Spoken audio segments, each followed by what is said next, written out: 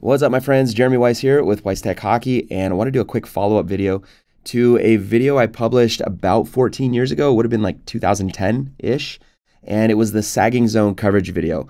Recently, there have been a few questions that have come up on that video on some of the comments, and so I figured I'd just quickly recap it, get into it a little bit, and answer some of those questions. Yes, I still use this coverage. Even though it's been 14 years, it still works great. And especially, as your players get really good at read and reacting, it's a very good, versatile defensive zone coverage that I think is fantastic. So let's go ahead. We'll look at the rink here. Now, admittedly, when I was, kind of getting started with all of this, I hadn't really standardized, my format, my structure of videos. And so I had drawn the D-zone coverage down at this end.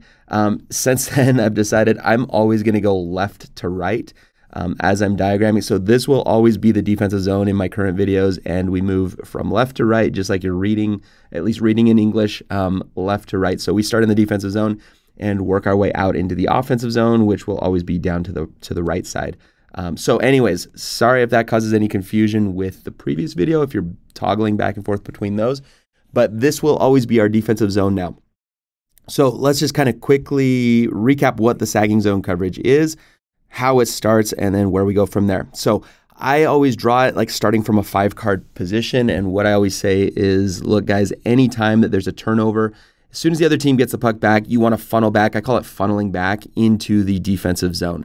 Funnel back means it just comes straight back to the front of the net because this is the most threatening place on the ice. We want to control the front of the net first. Our first objective is to stop the threat. Anytime we're talking D-zone coverage, stop the threat first, then get the puck back, and then work it out of our zone. So those three things are our objectives in the defensive zone. Stop the threat, get the puck back, and then break it out under control. So to stop the threat, we're going to flood the front of the net. We're just going to get straight back to the front. We're going to pick up players along the way. And if there's ever a loose puck anywhere in the front of the net, we're not going to try to, dangle our way out of that. We throw it to the corner or shoot it to the boards, never shoot it out to the middle. That's just hockey 101, right? Just put it straight to the corner, one corner or the other, and then move into your D-zone coverage. Okay? So that's step number one. Funnel back to the house, control the house first, and then once you get the puck, once you've stopped that original threat, then let's just say you've thrown the puck into the corner. Great. Okay. Now we move into our positioning from there. And I'm going to put in a few offensive players here. So these are the guys that we're defending against. You may have, I don't know, we'll just put them in like this. There may be teams doing different setups than this. I don't really care. The principles of this D-zone coverage are the same no matter what you do. Okay. So here we go. Puck's in the corner. Our closest player is going to go attack, okay? And that's going to be our right defenseman in this case. So our right D is going to go and put as much pressure as possible. This is okay. We are okay with this player getting tangled up in the corner because the centerman will be supporting, okay? So strong side defenseman goes, centerman will be the support player in no matter where the puck is. So I always say in the defensive zone, centerman is the second player to every puck in the defensive zone, but the centerman should never be the one to go get tangled up in a battle. Let the D get tangled up in the battle. Let the wingers get tangled up in the battle when the situation calls for it. Not in the corner, but out at the point. Centerman will never get tangled up. Centerman has to be the backup to every attacker. So every player that's going out to attack the puck, centerman is going to be the backup. Now, there will be some read and react, force versus contain, and I'm not going to get into that in this video. But basically, if this player has clean control of the puck, you may not want to go full speed out there and attack. You may want to contain. But that can be a different topic for a different video, and I believe I've covered some of that in some of my other videos as well, so just do a quick search on that. So puck goes into the corner, strong side or closest player to it, which will be the right defenseman in this case, goes out. Centerman is supporting. So the centerman is always between the puck and the net, but the second player to the puck. Okay, right winger is going to come out anticipating a possible pass back to the point. Okay, so right winger come out. I always say get to the top of the circles, but you don't want to overcommit. You don't want to be so far out here that if the puck does make it out to your point, now you're coming out at a bad angle. We want it so that if the puck comes out to the point, the right winger is attacking out in what will be the shooting lane. So if I were to draw the shooting lane, give me 1 second here. So if this player were to be shooting, we want the right winger coming out in a direct line in the shooting lane to attack the defenseman, okay, the opposing defenseman. let's come back to that though. Let's put the puck back in the corner. So the strong side defenseman in this case is the one attacking. The weak side winger is, or sorry, the strong side winger is anticipating a possible point pass, but coming out top of the circles, facing the boards so that he or she can keep eyes on the puck and on his or her coverage, the defenseman on the other team. Okay, so that's critical to that. If you overcommit, then you're having to head on a swivel too much, and this player can sneak in behind you. It causes all sorts of problems. So you need to stay in the shooting lane of the player that you're defending and also at an angle where you can see the puck and the defenseman at the same time. That's that. Now, as these players have shifted over, now we have these guys who are kind of, they man the middle of the ice. So they're kind of controlling the front of the net. If there is one open player in front of the net, it is the defenseman's job, the weak side defenseman's job to take that player. And that is a tactical play that we want to control the stick and box out. That's kind of the main things that we're talking about with net front coverage. So always make sure it's not enough to just be in the proper position. You need to be doing the right thing while in the right position at the right time, if that makes sense. So lift the stick. I always say lift the stick, put your butt on them, and make sure that this player is not going to get any, loose rebounds or anything like that. If there's a team that happens to stack a second player in front of the net, if there's a second loose player in front of the net, then it will be the weak side winger's job to pick that player up.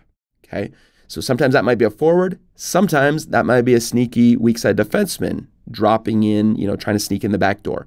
Okay, and that's another, key point that we want to watch out for. That is this player's coverage is still this defenseman, but we're going to have him sag. That's why it's called the sagging zone. He or she sags down to the front of the net while they're on the weak side so that we're never going to be outmanned in front here, okay? So hopefully that makes sense. So you're sagging, you're controlling the front of the net, you're helping out with any additional loose players, but at the same time, again, head on a swivel, keeping tabs of this player, and you need to be in the shooting lane. So if this player, like imagine you could just snap your fingers and this player automatically has the puck, which won't happen, but imagine you could, you need to be in the shooting lane of that player at all times. Okay, so depending if this player slides out a little bit, like sometimes this defenseman will kind of slide out and down, okay, well, you're going to be aware and you're going to be in the shooting lane of that player if he or she were to get the puck. Most of the time, though, this defenseman's going to be here, and at the, at the most dangerous, maybe he's trying to slip in backdoor, like a high backdoor kind of drop in there. Okay, great. So hopefully that makes sense on all these different responsibilities and coverages. Let me quickly show what a quick defensive shift would look like. So if the puck goes from one corner to the other, now everything shifts and rotates. So the strong side defenseman is now the lefty. So he or she goes into the corner to pressure the puck. The centerman slides across, the defenseman slides back into the front. The left winger now comes to the top of the circles, anticipating a possible point pass. These two have probably shifted over as well. So now, again, we're still in the shooting lane of that strong side, what is now the strong side defenseman on the other team. And the right winger now becomes the sag man or sag player, okay? And that's how the rotation looks.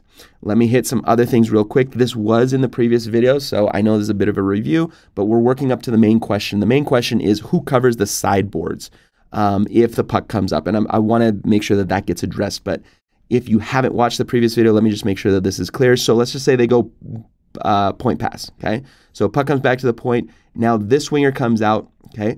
And I always say as soon as the puck is on its way to one point, even if they're going from corner to the middle point, both wingers get out to their points. So this is why the right winger, or the weak side winger in this case is the right winger, is always still in the shooting lane of his coverage, of his player, okay? So as the puck is coming out to one point, both wingers get out to their respective points, because the next play from here is either going to be a shot or a D-to-D pass, and we want to make sure that we're in position to, at the very least, stop the shot here. But if we do it right, if we read it well, and if you get good at playing a little bit of possum here, then as this puck is coming over, oftentimes this right winger can maybe get a stick on it, chip it through, and then have a breakaway where he or she just goes uncontested all the way down the ice. Okay, if the puck comes back to the point, then the three lower players, which is the two defensemen and the centerman, all converge back to the front, but the centerman is out higher, okay? So now both D should be in front of the net with the centerman in that support position behind the strong side winger, Okay, and if it does go D to D, then the centerman is veering over to stay again behind. Because if there's a shot that ricochets off a shin pad or kind of gets through but not totally, and it's bumbling around in this area, you guessed it, centerman's going to be the one to pick it up. If this, let's just say, I don't know, this guy does a fancy move, fake a shot, right winger bites on it, and now he or she makes a move around him. Sorry, I'm trying to highlight both of those at the same time. So somehow this guy gets beat. Now who's the backup valve is the centerman, okay? So centerman is the backup valve no matter where the puck is. That's why I say the centerman. Centerman never leaves the zone before the puck once we get it back for the breakout, and the centerman is the second player to every puck in the defensive zone. And that's that, okay? So let's move that back to where we had it. So that's kind of the idea. I hope that makes sense. It's not too complex. It's just basically whoever's the closest player is the pressure man. That will only ever be D or wingers. Centerman is the backup to wherever the puck is. And that's that. Okay. Let's move it back to our original positioning now. So I don't have to redraw and move players all around. So let's just go back to here. But obviously, like if it goes corner to corner, then the offensive team will have shifted as well, and there's positional adjustments there. But the defensive players are doing what I just diagrammed. Okay. So again, strong side player comes to the comes to the puck. And weak side defenseman is there, centerman is supporting, and the right winger will be top of the circles there. Left winger has sagged back down into the middle. Okay, and again, that's why we call it sagging zone, because we've got that weak side winger sagging down deep into the low slot. Okay, so let's go like this now. Let's just say there's this battle. Right D has come out to challenge, and let's just say this player is, comes down behind the net. Right D is still on him. Again, we're staying in today's game. I used to say go out there and blast the guy, right? Make the hit. That's not what today's game is doing anymore. So we want to. It's generally going to be a contain. Yes, at the older levels there is body checking, but it's not the same as it used to be. The main concern here is stay between the man and the net. Okay, if you can do that, you'll manage yourself well. Anyways, let's just say these guys are battling. There's a battle in the corner, whatever they're going. And let's say, so as long as this battle is taking place below the goal line and the centerman is just supporting no matter where it goes, it is the right defenseman's responsibility. Okay, so if it comes down deeper, right defenseman. If it comes down to this side, now it becomes the right D has to let go and pull back out. And this, if they're behind the net, we go into 5 card. We're not going to go chase a player behind the net. We go back into 5 card, okay? So both wingers in this case will sag back down. We go straight back to that original setup, okay? But if he's just skating from one side to the other, then there's a handoff. So as he comes from one side to the other, hold on one second, okay? As he's coming across, now the lefty picks up and the centerman is still supporting, okay? And the wingers will have shifted. Let's go back to where we were originally. So if it's below the goal line, it is still the defenseman's responsibility. That's kind of what my point is on this. Let's put everybody back where we started. Okay. And we got our sag man. Perfect. Now, let's say that this player, let's just say this player passes it out to the sideboards. Okay. So there's 2 options here. It can either be a pass, or sometimes, let's just say this player's not here. Maybe he's battling in front of the net. Let's just say this player skates it up, okay? I'll show you what happens on both of these. Once the puck has gone, like is no longer below the goal line, now it is no longer this defenseman's responsibility. So facing the play still, I don't want you turning your back on it, but facing the play, this defenseman will retreat back to the strong side corner or strong side post-ish, okay? But still facing the play, because if it's a return pass that comes back down, now he or she's coming back out, right? So it's out and back. But if it comes to the sidewall, the next responsibility will be the centerman. So as this defense, I wish I could draw them both at the same time. As this guy's retreating back, this guy's coming out. But you do not overcommit. He's not coming out immediately. Why? Because this is not a threatening place from here. Okay, most of the time, even if a shot's taken from here, it should not be a threat. Now, yes, every once in a while there will be a goal scored. We had one of those in my high school game just this week where someone shot from the boards on the hash marks and it somehow went in far side high. That is an anomaly. That should not happen. Okay. So anyways, it happens once in a while, but we're not going to waste our time and leave ourselves vulnerable in other positions to go out and chase a player on the boards. When does this player become a threat though? He or she becomes a threat as soon as he or she takes a step towards the middle. Okay, so the centerman is going to inch out, but not commit until this player makes a commitment to come towards the middle. And I call this area the seam. It's called this. I call it the seam because in coverage, it is sometimes a confusing area because it's a gap between the winger's coverage and the defenseman's coverage. In my system, centerman takes the seam. So we should not have, on my teams, we shouldn't have confusion on whose coverage that is. It's the centerman's coverage. So the centerman is in position to go out, but he or she does not attack until this player takes a step towards the middle. As soon as one step is taken towards the middle, then yes, centerman comes out. And this is going to be some angling as well, but you want to put stick in the shooting lane and body. So stick on stick, body on body, basically is how I try to have it happen. So stick on stick, body on body, centerman takes the seam. Okay? Hopefully that makes sense. If they take a step towards a seam and then drop it back down, well, now the centerman is going to follow off. That could be like a give and go play. The centerman, if this player is continuing to the net, the centerman sticks with that player all the way back to the net. So if they dropped it back down and they're trying to do a give and go, no, they just dropped it back down. The centerman sticks with this player back to the front of the net. And as that puck has come back down, this right defenseman should now be pulling back out. Centerman follows this player all the way back to the net and then hands him or her off to the left winger and then gets back into position. That's how we cover it. Now, some people have asked that, oftentimes I have players ask this question. Oh, what about the right wing? Can't the right wing help there? No, do not let the right wing leave that spot, okay? Because as soon as this happens, and let's just say the right winger comes down to chase, now this entire area right in here is now open. And his or her man can just slip right in, boom, you're beat. And this is like, this player is going to be walking in straight into the straight into the zone, and there's nobody there to protect. There really isn't. Like, yeah, you can say left winger can leave, but then so now left winger leaves his or her spot, and this guy slides in. Like, dude, no, we can't do that, okay? So that's another thing I always say on my D-zone coverage is you do your job and you do it well, and you do not cover. Like, yes, NHLers will cover for each other, so you can pull clips and say, no, hold on, Weiss, I can see this, this NHLer cover for this player and this player cover for this player. Yeah, they're being paid to do this. These are $1 million athletes here that have been doing this their whole lives. They are very sophisticated in their read and react abilities. Their communication has been worked on over and over and over for many, many years.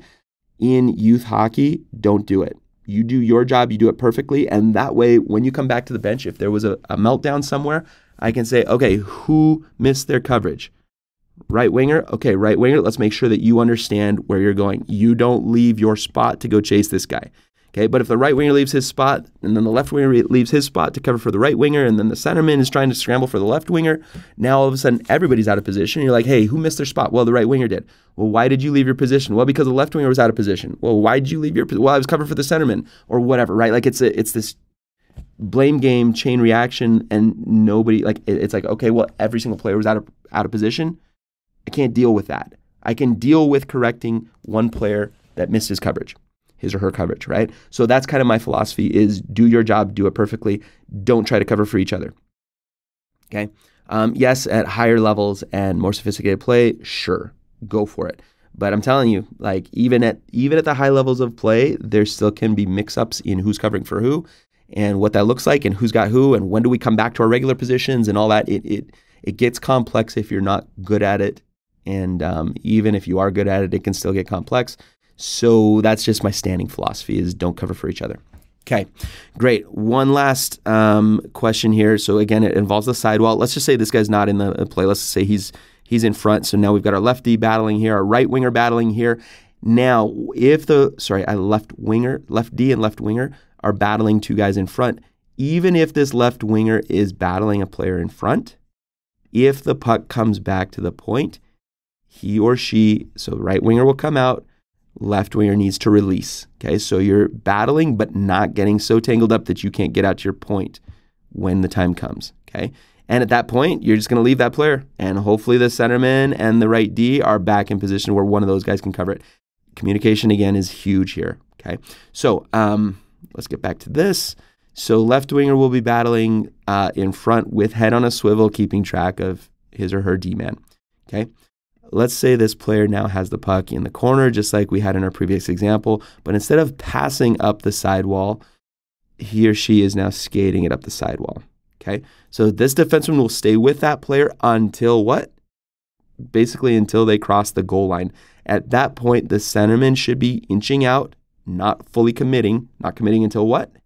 Till this player takes his or her first step toward the middle. Okay, once there's a first step towards the middle, yep, centerman come out full speed and attack. Okay, but as this player is crossing the goal line, the defenseman is pivoting and backing up toward the net as the centerman is coming out. Now, if this player changes his mind and hits the brakes and comes back in, well, then the centerman is pivoting and coming back into proper position while the defenseman pivots and comes back out. So these players are like, this is why we do those Russian circle drills, is because this is all about keeping your eyes on the puck carrier. So you're coming out forward, then going backwards, coming out forward, going backwards. Same thing here, forward, backward, okay? But the responsibility of the centerman is the seam. This player should be back here. Now, the last thing I'm going to say is this, because I just made a big deal about this. Sorry, I didn't mean to have that. Let's say the right defenseman has retreated. This player has come up, okay? And the centerman is in position, ready to go. And let's just say that this player takes a stab at it, right? Like he's going to try it. He's going to try to attack that seam. Okay. Centerman is on his way out. I am okay with the right winger getting, like throwing a stick out there to get in the way. As long as you're maintaining your coverage, your position right here, you can swipe at him, no problem. But it's not your player. It's not your man. So do not go and chase him. Don't, put a stick in the lane. That's fine. Maybe you'll get lucky. Maybe you'll, knock the puck off the stick. Great. But this is the centerman's coverage. The centerman is coming out in the shooting lane anyways. That's the other problem. If we try to have the winger get him, winger's not in the shooting lane. If he's in position here, he's not in the shooting lane. So as this player comes out, even the winger tries to get him, that player can just shoot, okay? But the centerman, if played properly, the centerman is coming out in the shooting lane. And so the centerman has stick on stick, body on body. Yes, the winger can take a stab at him. That's fine. But do not leave your position, because if he shuffles it back, now this winger needs to be able to leave and get out there.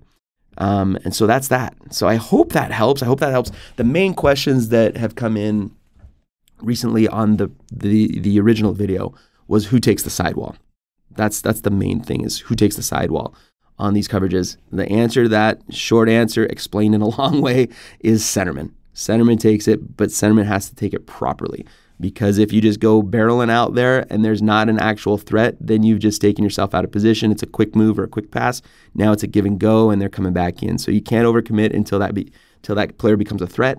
And in my opinion, he becomes a threat. He or she becomes a threat when he or she takes their first step toward the net. And that's that. So hope that helps. We got tons of material like this at weisstechhockey.com. Make sure you go there, visit us. We've got playbooks and drill books and different things that you can use as resources with your teams as you're coaching your own players. And hopefully this makes sense. But if you have any additional questions, just leave them in the comments, either on the blog or on the YouTube feed. And I'm happy to continue this discussion. So anyways, hope that all makes sense, and we'll see you again in the next video.